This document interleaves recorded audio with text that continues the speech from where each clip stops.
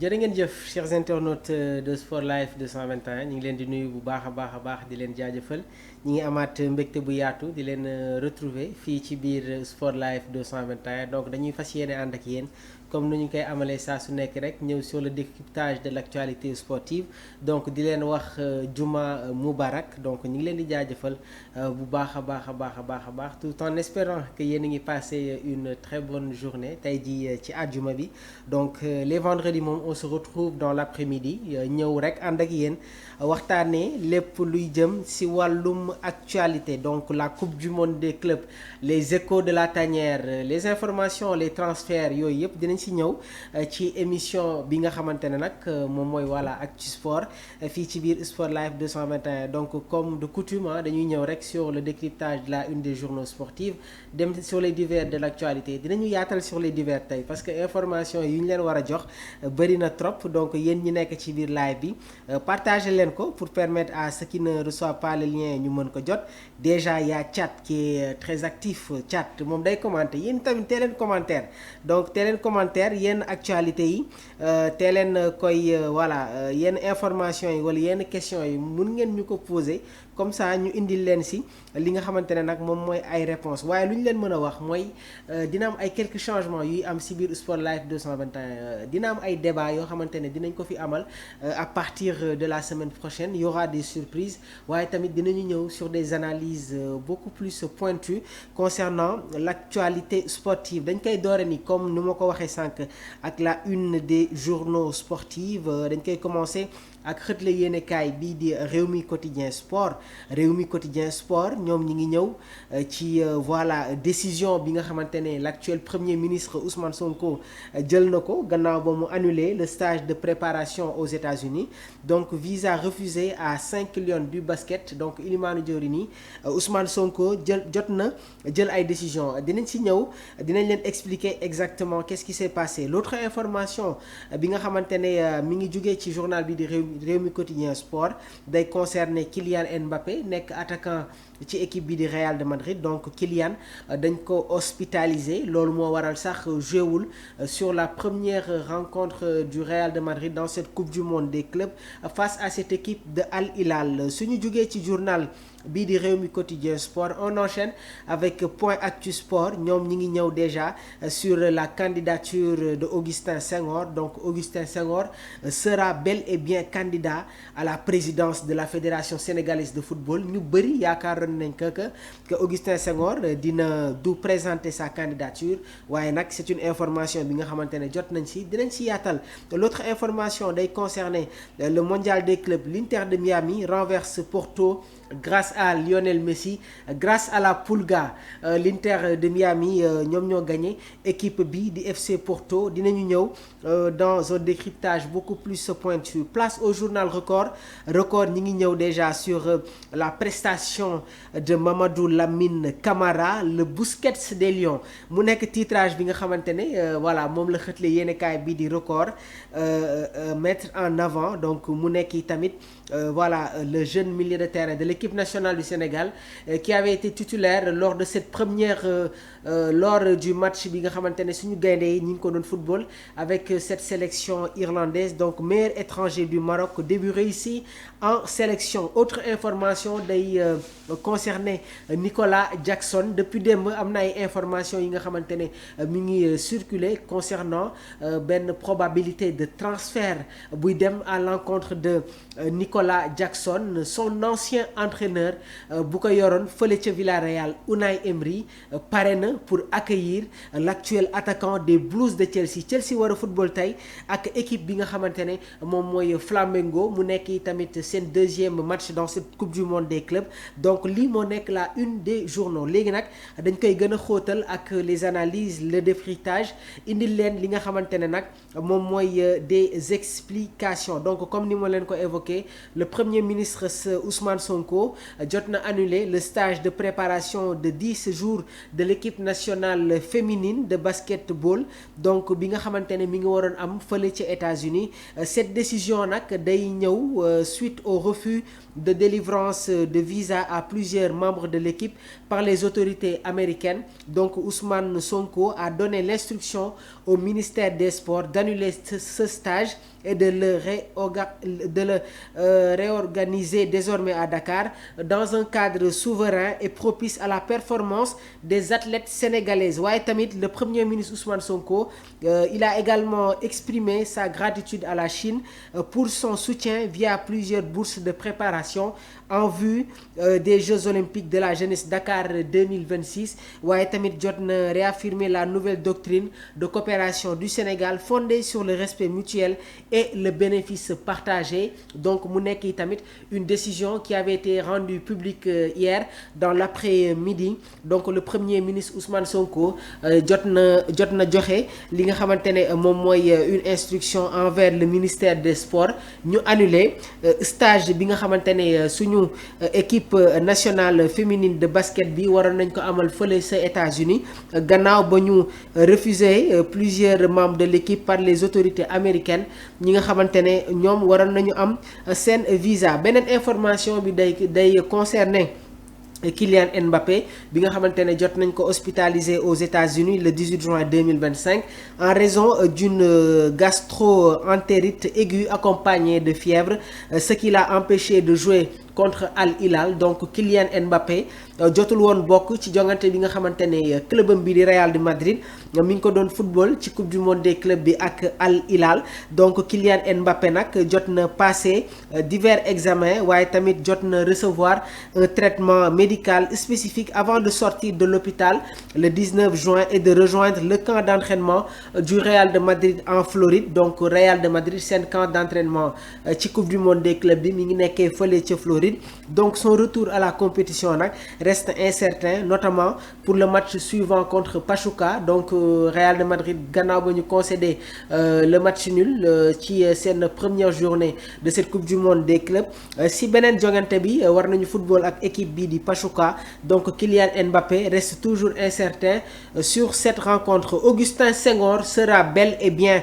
candidat. Donc Augustin Senghor sera bien candidat à un 5e mandat à la présidence de la Fédération sénégalaise de football. Donc jot na confirmer sa candidature auprès de ses collaborateurs et autres acteurs du football malgré les débats sur la nécessité d'une alternance à la tête de la Fédération sénégalaise de football dafay continuer. Donc ñu bëri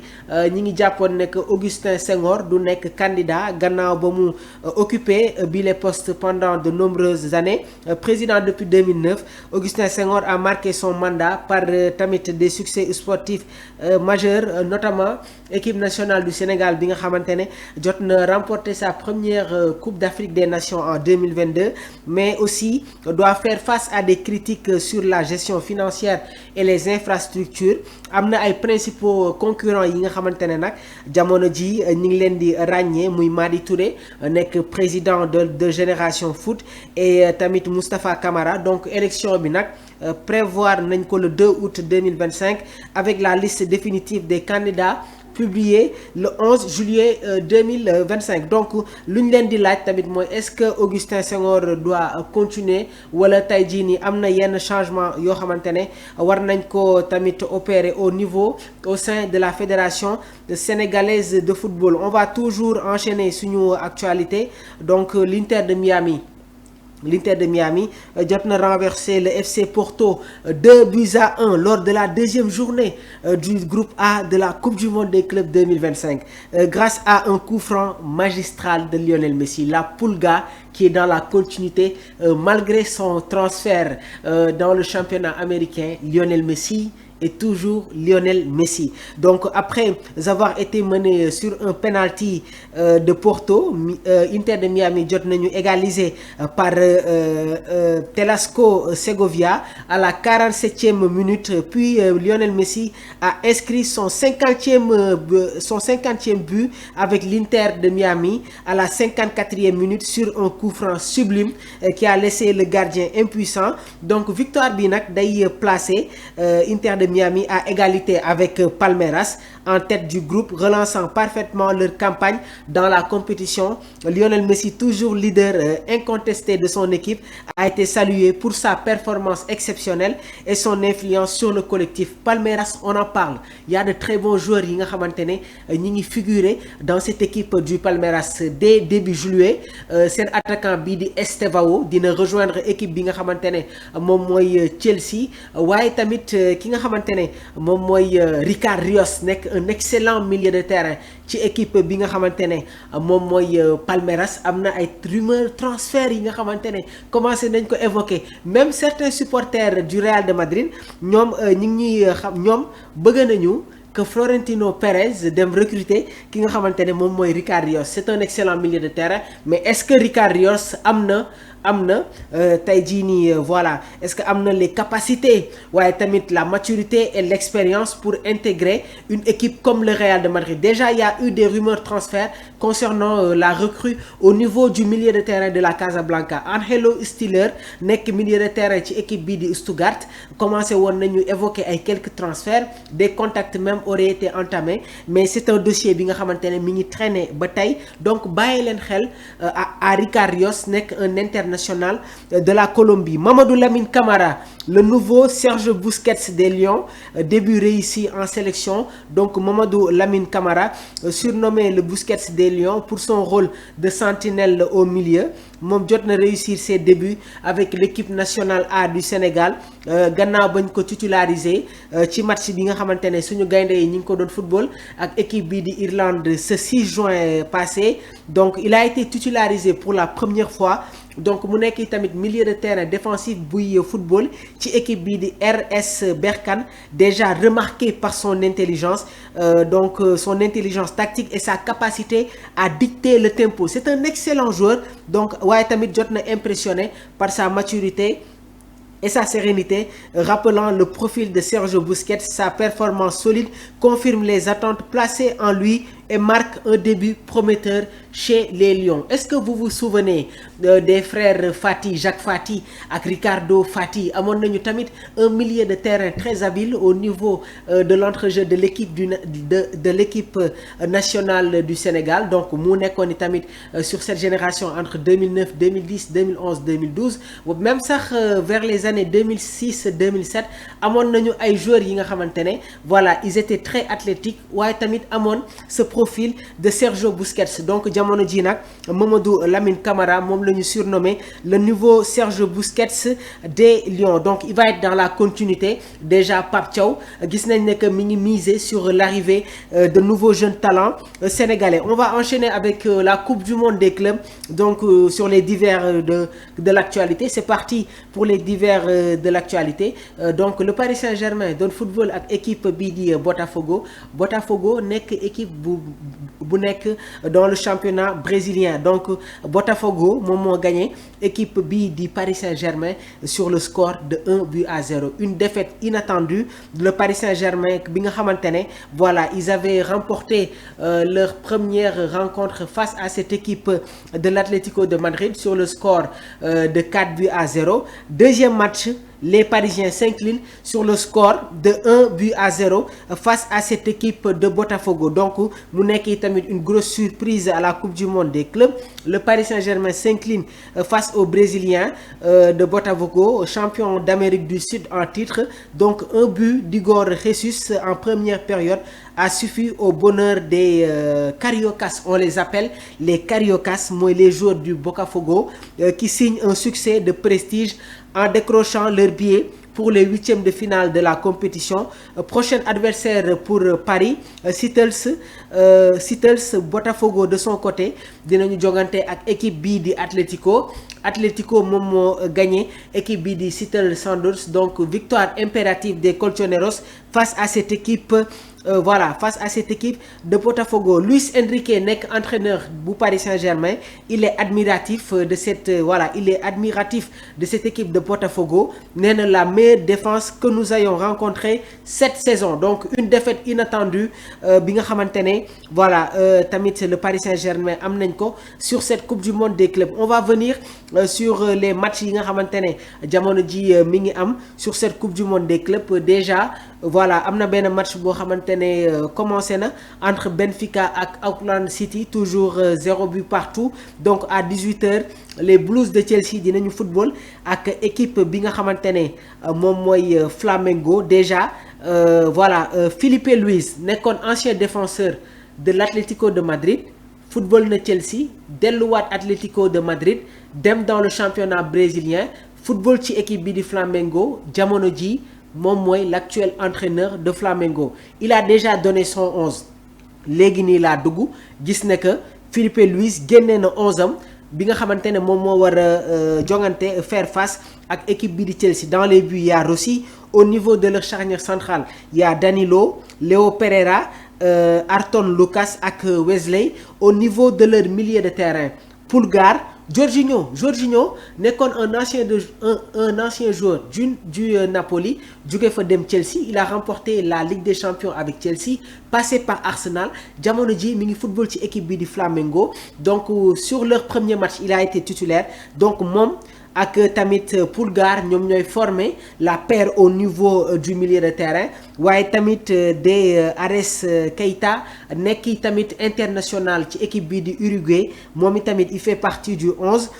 Gerson nekk tamit international brésilien Luis Araujo ak Gonzalo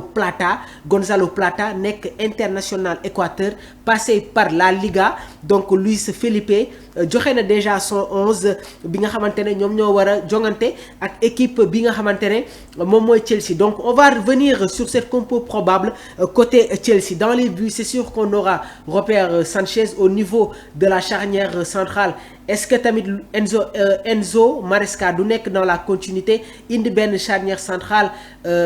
Adara Bio ak Leo Colwill Cucurella Reece James au niveau de leur milieu de terrain tey Enzo Maresca dina titulariser André Santos moo nekkoon vice-capitaine ci équipe bii di Strasbourg Habib Diarra mooy seen capitaine mais seen vice-capitaine mooy André Santos prêté par Chelsea qui fait son retour au sein de cet effectif des Blues donc tey moom moo war a former tamit ce trio au niveau du milieu de terrain en compagnie de Enzo Fernandez qui n'avait pas été titulaire dans la première rencontre Cole Palmer Pedro Neto Madueke ak Nicolas Jackson qui va démarrer cette rencontre mais il y a la concurrence et maa ngi leen koy wax il y a des rumeurs transferts yi nga xamante ne mi ngi commencer di circuler en l'encontre de Nicolas Jackson Unai Emery le veut à Aston Villa donc beneen tamit jongante bi day opposer équipe bi nga xamante ne moom mooy Los Angeles ak équipe bi di Espérance Tunis donc jox nañ leen déjà les compos probables des deux équipes entre équipe bi donc il y a déjà la compo officielle de Flamengo ak tamit compo probable bu équipe bi nga xamante ne moom mooy Chelsea on va revenir sur les divers de l'actualité en complicité avec la régie Omar Sylla bi nga xamante ne c'est lui qui assure voilà la partie technique le 11 probable de Liverpool en 2025-2026 gars yi démb maa ngi leen ni waxaat ngeen demaat dans la page Sport Life 221 joxe nañu le calendrier des matchs pour la saison 2025-2026 en Premier League waaye tamit ñëw naa sur les détails des compos officiels des compos wala des compos probables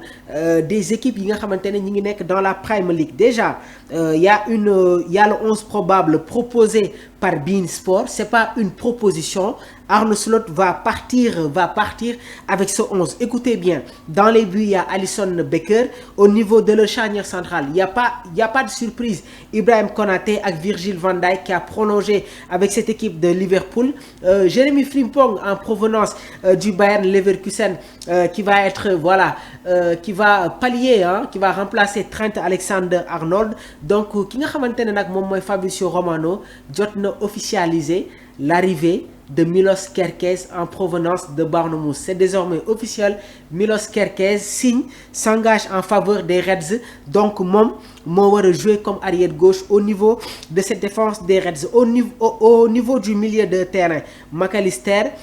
Gravenberch et aussi l'arrivée de Florian Wirtz bi nga xamante ne passé na sa visite médicale aujourd'hui ce vendredi donc il y a un trio qui se met en place McAllister Gravenberch ak Florian Wirtz en attaque Cody Gakpo Mohamed Salah maa ngi leen koy wax il y a le départ de Darwin Núñez. Darwin Núñez ne fait plus partie des plans de Arne Slot. Donc Liverpool gannaaw ba ñu officialiser l'arrivée de Jérémy Frimpong,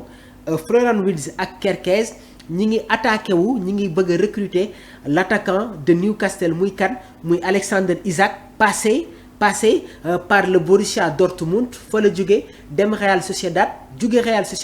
ñëw ci équipe bi di Newcastle. jamono ji nag les dirigeants des Reds bëgg nañu recruter Alexander Isak. Donc mu nekk tamit une proposition bi nga xamante ne moom la beIN Sport tey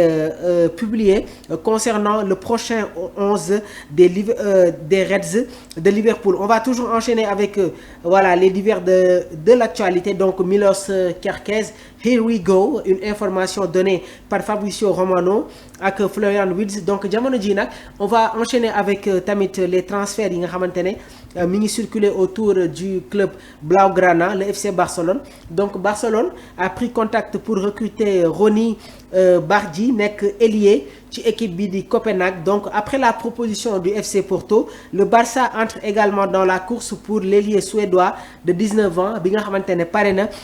pour quitter Copenhague nekk club bi nga xamante ne mi ngi bokk dans le championnat danois. Donc contact direct pris pour être informé des conditions d'accord pendant que le Barça évalue ses options aux côtés de Nico. Donc la priorité absolue est de sceller l'accord de Nico avec Bilbao, puis d'autres ajoutent avec Ronny en haut de la liste, une information donnée par Fabrizio Romano. Donc mu nekkoon ni tamit tey seen rubrique bii di Actu Sport. Donc tous les vendredis on se retrouve à partir de 15h30 16h fii ci biir Sport Life 221, mais du lundi au jeudi on se retrouve à partir de 13h. suñu demaatee ci kanam tuuti tamit vers 18h dinañu ñëw largement sur ce fenêtre mercato. Donc ñu ngi leen di jaajëfal bu baax a baax